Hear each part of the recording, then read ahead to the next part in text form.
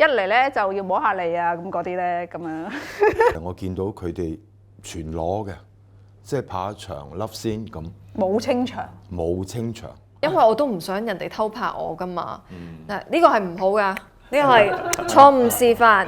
但咩？我人生第一次見關導演就係咁樣。你偷拍佢啊？好明顯，《胭脂扣》裏邊如花嘅角色，除咗我選擇梅艷芳之外，梅艷芳自己本人亦都因為睇完呢本原著小説，佢愛上咗如花呢個角色。你呢度唔得啦，乜乜乜唔得啦，唔得啦咁樣咯。你究竟有冇才華做導演㗎咁？係，佢個人好直嘅嚇。就算我用咩演員，佢都會直接話嚇你要 cast 呢個啱咩咁樣。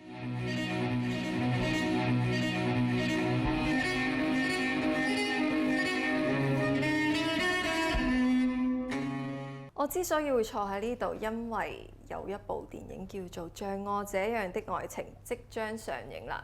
之所以會有呢一部電影呢，就係因為我身邊呢三大巨頭。Hello，大家好。歡迎我哋導演小天、監製關錦鵬老師同埋監製管小姐。Hello。其實我呢條問題呢，我自己都唔係好清楚嘅。就係我哋呢套電影《像我這樣的愛情》啦，而家三巨頭喺度啦，三巨頭 Big Three。咁你哋係點解會有個合作，會走埋一齊去創作呢個故事嘅咧？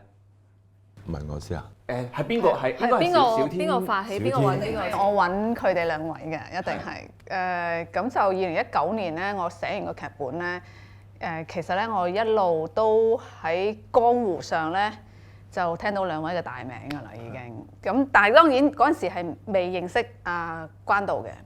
咁咧我第一套戲咧就蔡崇輝先生咧，佢係我套戲嘅攝影師，係啦，同埋係亦都係監製之一啦咁樣。咁咧蔡崇輝先生咧係 Cat 姐嘅先生嚟嘅。咁咧我第一次上到去咧，我嗰陣時都唔認識阿輝哥嘅。咁佢一嘢就應承咗我咁樣。咁我嗰陣時就第一次見到，係啦，第一次就見到阿 Cat 姐咁樣。佢係一個好淡定啊，一嚟咧就要摸下你啊咁嗰啲咧咁樣。摸骨啊！啲人話摸骨可以知道你嘅性格，係嘛？佢已經嗰下就知道你係嘛？咁嗰時就合作，即係做完咗第一套之後，我覺得第一套嘅經驗就係好緊要，即係要揾一個好明白你嘅監製，好 take care 你，因為我係一個好難相處嘅人嚟嘅。係啊，我又好 I 啦，又喐啲就喊啦。比較感性啲嘅，同埋脾氣好差啦，都係嘅。咁，但係我發現咧 ，Cat 姐係一個好似冇脾氣嘅人嚟嘅，係啦。知道未啊？冇脾氣㗎我。但係你不勞而威咯，我係好驚㗎。係，但係佢有個威嚴喺度，係啊即係佢喺現場乜嘢都唔做咧，全部人都好似好乖咁樣嘅，包括我咁樣。咁我就即係寫完個劇本，我就掉俾佢睇咁樣，我就邀請佢做監製咁樣咯。咁好不幸地，我哋兩個都係好 I 啦，即係我哋都唔係喺行內好 social 嘅人啦。咁樣就揾演員同揾資金都遇到好多嘅問題咁樣。咁有一次我都仲喺度改緊劇本嘅。咁就我講唔講得啊？關導，我喺酒吧遇上你。可以講得。其實大家都知佢係行內，哇！殿堂級。係啦，拍開咁多優秀嘅電影，再文藝片，我好中意文藝片㗎嘛咁。但係我見到佢係一個好謙卑，喺現場喺酒吧現場好低調，即係同啲後輩同啲嗰啲，即係成台都係導演嚟嘅，即係有男有女啊，喺度大家都飲酒食花生嘅傾偈。佢係一個好謙卑、好 gentle、好溫柔嘅人。哇！原來關錦鵬係咁嘅咩？咁嗰時我覺得佢係一個咁大嘅導演，但係佢係好溫柔咯。嗰陣時佢講嘢係好謙卑。咁嗰時我覺得。我可唔可以俾個劇本佢睇下咧？咁就真係俾咗佢睇咁樣。咁我真係好記得，然後你又俾咗好多嘅好真誠嘅意見我咁樣。咁其實你都唔係第一下就應承我嘅，我記得係嘛？其實合作唔合作咧，對我嚟講咧，即係我一定係要求睇咗個劇本先。即係譬如我對個劇本有感覺，或者我作為一個監製，我點樣能夠幫到呢位導演咧？即係唔好講劇本嘅創作上邊啦，舉例譬如話，我覺得你呢套戲合適嘅攝影師係邊位，我可以建議俾你，包括美術指導、造型，甚至剪接。咁即係作為一個監製，唔係淨係話喺創意上邊俾意見，即係關於個劇本，淨係咁樣俾意見個導演就得㗎。幕後嘅主創班底都好緊要，因為呢樣嘢絕對影響到個戲嘅質量㗎嘛嚇。咁所以同過往竹展導演啊，或者另外一啲年青導演啊，我應承之前，我一定要求睇個劇本先嘅。咁就係我覺得佢嘅劇本寫得相當好，個題材嘅選擇上邊亦都打動到我嚇。咁咯。咁頭先導演你話你同阿顧小姐兩位係 I 人，就令到你哋揾演員好困難。好困難㗎其實。咁關導演係咪令到你哋揾演員嘅路上面容易咗？佢係咪因為關導係 E 人？其實佢係好識得同演員溝通嘅一個導演嚟嘅，同埋佢成日都會同我講返佢以前做喺現場拍攝嘅嗰啲經驗，係都令我喺現場點樣導演員導戲都好緊要啊！你記唔記得你同我分享有一次阿張國榮同埋阿葉童，係佢哋拍咗一場 set scene，係啦，你講嗰個係完全打動到我㗎。你記唔記得你講？烈火青春啊嘛，嗰陣時我仲係做緊副導演嘅嚇，咁即係譬如話我咪就喺譚家明導演身上學到好多嘢咯，即係嗰次嘅經驗就係我見到佢哋全裸嘅，即係拍一場 love scene 咁，冇清場，冇清場，咁我做副導演我梗係，我覺得我就準備咗一條大毛巾。諗住導演一叫 cut 嘅就攞條大毛巾冚住嗰兩位演員，結果俾譚導演問我：阿關你做咩啊？佢拉埋我一邊同我講，佢話：你咁樣咪提醒咗其他在場嘅工作人員同埋兩位演員，佢哋赤身露體緊咯。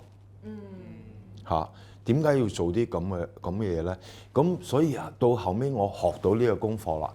到我後尾拍另外一套戲，我自己嘅戲咧，就係現場有女嘅場記，女嘅副導演，就係嗰兩位演員咧，都係裸體有一場接吻親近嘅戲嘅。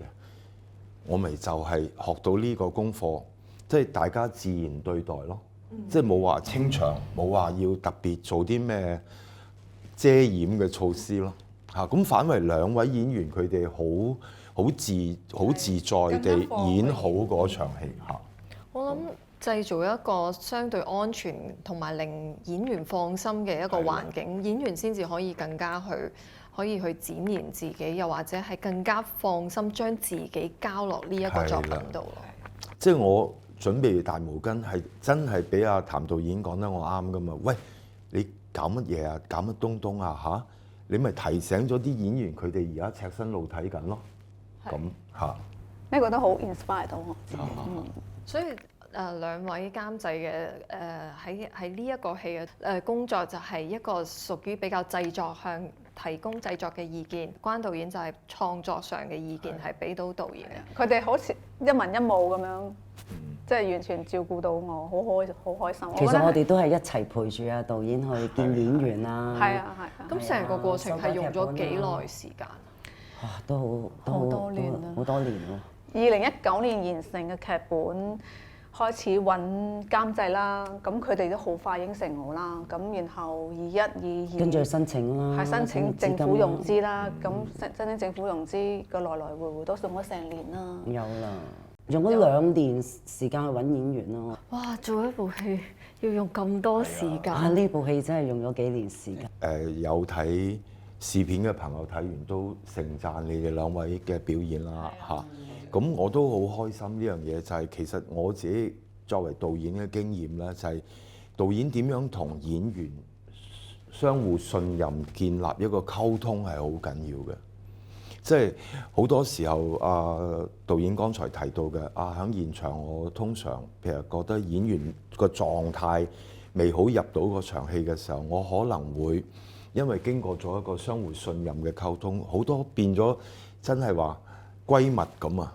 即係好多私密嘅嘢都可以傾到嘅。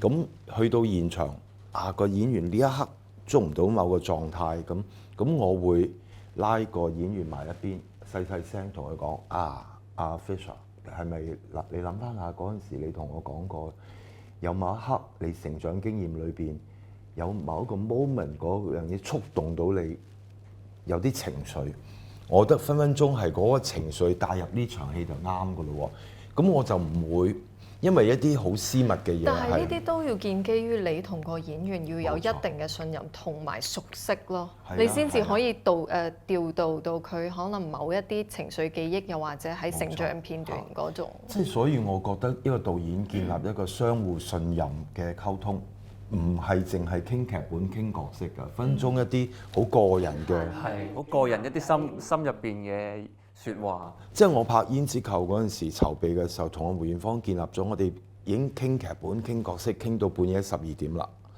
食完飯傾到12點，半夜3點，梅艷芳仲可以打電話俾我㗎。仲傾啲咩可以？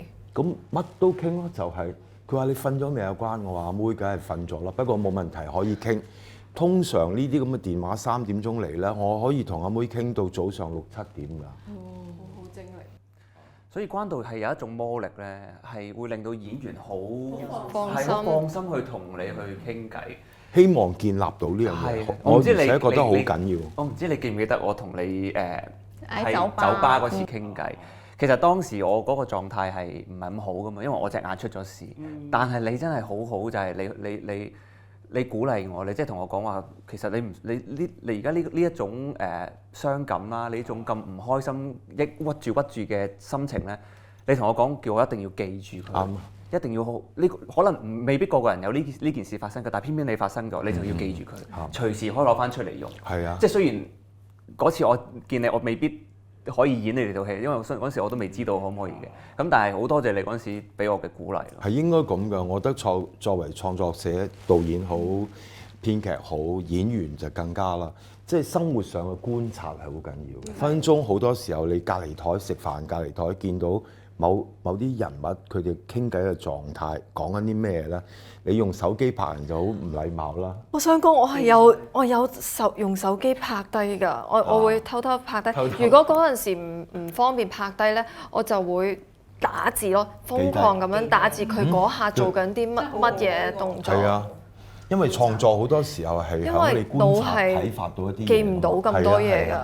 嚇，所以我背囊裏邊有一個 notebook 㗎，即係都係寫低係嘛？要 mark 低佢啦，我就覺得手機拍好似都係人唔係因為我自己睇，所以我會覺得我唔放上網同，其實我講咗出嚟都唔係幾好意思嘅，但係我係唔會放出嚟，就只係 for 我自己嘅自己嘅 reference。下次有人見到你咧，就問下睇下你個手機係咪執緊。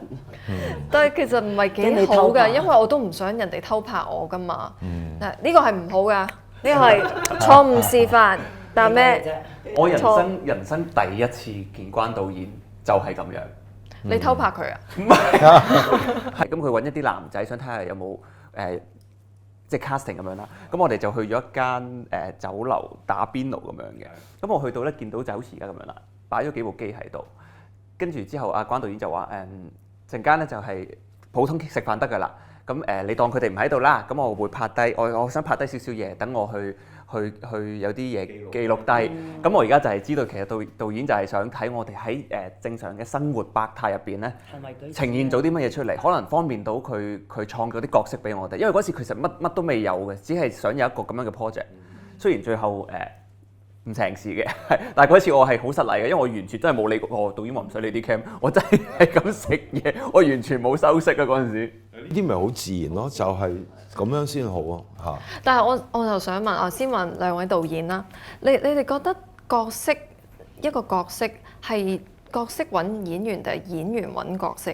我嘅意思係佢應該係即係好似你要去專登寫一個角色俾一個演員度身訂造比較好，定係你寫完一個角色，再用一個演員將佢調教成為你理想嘅一個角色呢？嗱，呢個就有分原創劇本同埋即係如果由小説改編咁啦。咁小説如果有原著小説嘅時候，可能佢文字上邊描寫一個人物一個角色咧，分鐘佢嘅描寫裏邊，佢啲行為啊、狀態啊嗰啲嘢，分分鐘帶你選擇緊演員嘅。譬如好明顯，《胭脂扣》裏邊如花角色，除咗我選擇梅艷芳之外，梅艷芳自己本人亦都因為睇完呢本原著小説，佢愛上咗如花呢個角色。咁所以傾偈嘅時候，第一次接觸梅艷芳嘅時候，傾到如花呢個角色嘅時候，佢講咗好多佢自己對如花呢個角色嘅感受，同埋係真實生活裏邊，佢由細細個就已經表演喺台上邊，台上邊表演係一套啦，就係即係喺生活上邊可能接觸到嘅又係另外一樣嘢，即係可能兩面嘅嘢。咁佢講咗好多佢自己生活上嘅嘢，點樣帶佢嘅記憶、佢嘅感受，完全擺到落如花呢個角色。雖然係兩個唔同年代嘅人物啦嚇。咁如果創作呢，就好多時候我自己經驗呢，就係一有人物小傳嘅時候呢，我已經分分鐘同編劇溝通嘅過程裏邊咧，可能已經熟意咗某個演員㗎啦。即係舉個例子，譬如《地下情》，我第二部戲裏邊，金燕玲同埋蔡琴兩個角色都係由台灣嚟嘅女人。咁一個係明星，一個係歌手咁，但係即係個際遇都唔係好好。咁兩個住埋一齊，咁我真係有朋友有啲咁嘅經驗，都係台灣人嚟咗香港生活做嘢咁，嘅相處又好又唔好嚇等等。咁所以我咪已經響一構思呢個故事大綱嘅時候，已經鎖定咗係金燕玲加蔡琴咯。即係舉例，我譬如話金燕玲，我好中意睇佢嘅表演，無論因為我做副導演嘅時候幫許鞍華導演佢嘅《傾城之戀》，金燕玲已經喺裏邊演出㗎啦。咁蔡琴就因為我細細個已經好中意聽蔡琴嘅歌，再加埋睇咗楊德昌導演拍佢同侯孝賢導演主演嗰套《青梅竹馬》。咁其實即係可能有我個人對一個演員嘅喜好啊、印象啊，咁分分鐘喺創作上邊就攞咗呢兩個真實人物、兩位演員嘅一啲特質啊嗰啲帶入個角色度咯。但係如果係咁，即係例如你完全唔識呢個演員，你係單憑一種感覺去揾佢嘅時候，會唔會就會有一啲限制呢？即係例如你嘅意思係咪即係一定要揾一個你覺得似個角色，而唔係將一個演員調教成你想要嘅角色？啊嗱，即係你覺得如果我覺得某位演員佢有啲近似嗰個角色啦，咁但係可能未必百分百㗎嘛。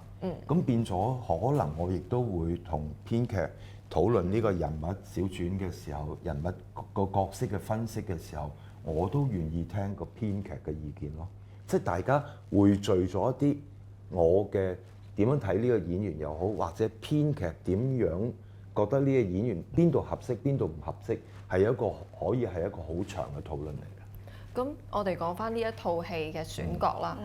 我都想問啊。係啊，阿健其實同陳家樂佢嘅特質係非常之唔相似，即係睇劇本也好啊，又或者我哋對於陳家樂一啲比較片面啲嘅印象上邊就會好唔同。點解你會揀佢？又或者你睇到我有啲咩特質係比較似阿妹，你可以 fit in 到入去，或者你？因為我哋即係到最後就係點解會定咗呢兩位演員 Yes 其實我咧係由一開始就算寫劇本咧，我都冇話一定要邊一個演員嘅。即係我有例如我同兩位監製傾嘅時候，佢哋都會問我你有冇心水，有冇一個排第一㗎、排第二㗎？冇啊，我嗰陣時係冇。反而係佢哋兩個咧一掟啲名出嚟咧，我已經覺得好啱喎，好啱喎咁樣咯。咁其實佢哋兩個揀人嗰個功力係比我呢個新導演係好好多，咁當然亦都要就各個演員嘅期啦，係咪先？咁例如我都好早問阿 Cat 姐，我話會唔會問下 Fish 啊咁樣？阿 Cat 姐一覆翻嚟就話人哋個期唔知排到幾年啊，咁你唔好諗啦。仲要拍舞台劇添喎。係啊，唔好諗啊咁樣。咁嗰陣時咪又要繼續揾咯，咁我覺得我同真係好感恩，就係佢哋兩個一路都陪住我咯，因為不停咁周數都拒絕啊、冇期啊，或者係唔得啊咁樣。但係我哋都冇放棄過，一定要揾翻呢個角色啱佢嘅。終於俾我哋揾到個時間啱啱好啦，係啊個係啦期得啦，真係啱啱個時間啱好一真係嚟啦，二嚟就係咁啱。其實我哋都係電影寒冬啦，真係你要再揾一間電影公司肯投，亦都係一個好困難嘅事啦。我真係估唔到係英皇電影會喺呢個寒冬願意去投一部文藝，拯救我哋呢部電影。係啊，去願意投一部文藝。多謝老闆，文藝耶！多謝老闆。咁我覺得真係好感恩咯，係啊，咁佢肯投，咁然後我哋先至肯真係好落實咁樣 lock 期去揾演員咯，咁樣。咁當然嘉樂係確實我哋好坦白，我同兩位監製商量嘅時候，我哋三位都覺得佢同我哋一路見慣嘅形象係唔一樣嘅，係啦。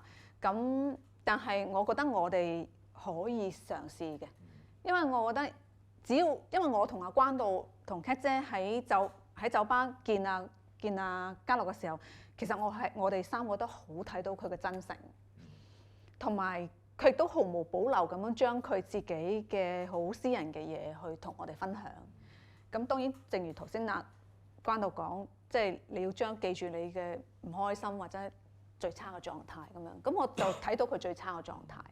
咁我覺得未嘗唔可以一試咁樣。咁再加上我哋同阿康，即係我哋嘅造型張少康，咁揾到一個好啱好 fit 佢嘅一個打造啦。我覺得真係打造咗另一個神韻出嚟嘅，即係加咗好多傷俾佢啊，雀斑啊，剃頭啊，咁樣令到成個嗰個狀態都好符合我哋想要嘅。我好有興趣問翻阿嘉樂，你今次係俾阿康同埋張叔平咧，令到唔係你咁樣頭髮，佢剪到平頭喎。你係咪第一次平頭咁嘅髮型去演戲咧？我之前都有試過嘅。但有冇咁短？好似上次嗰今次係最短咯，係啊，最短嘅一次。我自己好開心㗎，因為當我自己見到自己唔係我平時嘅我嘅時候，係已經好容易入到去，即係我唔需要再做陳家樂啦。我根本就係另一個人。我覺得呢樣嘢係好幫到演戲嘅，即係你將自己所有嘅嘢咧都劈開咗咧，係令到你更加快咯，即係好直接啊嗰件事。即係我覺得同阿宇都分享過嘅，最開心嘅就係我同佢兩個拍嘢嘅時候喺條街度，冇人理你，冇人 say hi， 冇人同你影相，完全認你唔到。我覺得我哋blend in 咗嗰個場，我覺得已經係成功咗一半㗎啦。嗰一日係好開心嘅，即係我哋喺個街市度喺度遊走。跟住啲鏡頭喺遠遠調埋嚟拍咧，我哋兩個就真係好自在咁樣去演。係啊，因為有啲咧其實真係路人嚟㗎嘛，係望一眼繼續㗎。如果認得我哋就大鑊啦，即係手機啊嗰啲。所以佢哋嘅造型設計，我哋嘅張兆康老師都係真係非常之好。咁同埋希望冇令到大家失望，希望冇令到你哋失望，因為你哋俾咗個好大嘅機會我。因為我哋一剪完，即係我剪咗一個 cut 先啦，跟住再由阿叔再剪啦。咁一剪就我第一時間就請兩位監製去睇啦。即係兩個都係之前未完全冇睇過我哋個 cut 啊，或者係我哋即係拍戲，佢哋都好少話會坐喺隔離睇 mon 啊，即係佢哋兩位真係好俾一個自由度嘅導演，完全等佢自己搞啦咁樣。所以當佢哋睇咗成品之後，佢哋都好讚嘆，都不約而同咁讚你哋兩個。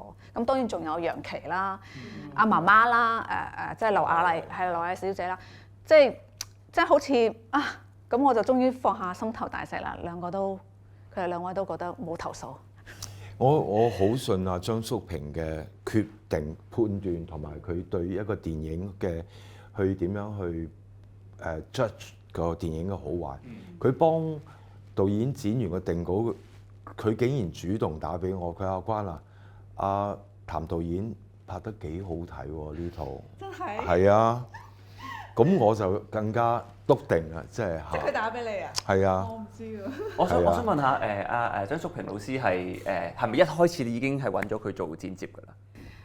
我喺劇本上面其實已經俾個劇本佢睇㗎啦嗰陣時。係。咁佢就已經數到我一文不值㗎啦。佢話你呢度唔得啦，乜乜乜唔得啦，唔得啦咁樣咯。你究竟有冇才華做導演㗎？咁樣咁誇張啊！有㗎，有啊有啊有有。佢同我好直接嘅佢好直接，我就係中意佢直接。我覺得自己真係 M 底嚟啊！即係佢越話我唔得咧，我就要越證明俾佢睇，我一定要證明俾佢睇。所以其實我有時曾經諗啊，就算冇人中意我套戲唔緊要，但係張淑平一定唔可以唔中意我套戲咁樣。呢個因為咁大，係啊，張淑平，如果佢同我講，佢覺得你係呢套係你第二部電影啦，比起第一部佢覺得好太多。係啊，啱啱剪完啦，佢睇完啦，我去佢嗰度，其實係好緊張嘅。咁咧，佢就同我講咗一句説話，同我先生講嘅一樣。我先生就同我講咗一句説話，佢話：哇，你呢套戲好睇過你第一套1000倍喎咁樣。好啦，咁我然後去阿叔嗰度，阿叔就同我講：哇，你呢套戲好睇過你第一套好多喎，我以為你唔得㗎喎，點解你得嘅咁樣？我真係能夠喺自己偶像面前，我證明到俾偶像睇，係啊哇！真係好有威力啊！我覺得自己已經好叻啊攞咗金像獎，已經攞獎係攞晒獎㗎啦，已經係咁樣咯。叔真係唔掩飾㗎嚇，真係。係，佢個人好直㗎嚇。就算我用咩演員，佢都會直接話嚇你要 cast 呢個啱咩咁樣。係啊，佢真係好直接。我覺得直接係一件好事。係啊，因為如果你過多嘅修飾，又或者你驚佢唔好俾我哋胡思亂想啊！係啊唔啱嘅，你再換。直接講嘅話咧，件事就會快好多咯。尤其是香港嘅節奏或者所有嘢。咁我就想問 Cat 姐喺呢部戲入邊啦，嗰個製作上有冇令你覺得好有難度嘅嘢啊？或者係可能其實呢部戲嘅製作對我嚟講真係唔大困難，因為始終一個愛情片係啦，所以對於我哋製作嚟講，冇乜大嘅難度，反而最大嘅難度係揾演員同埋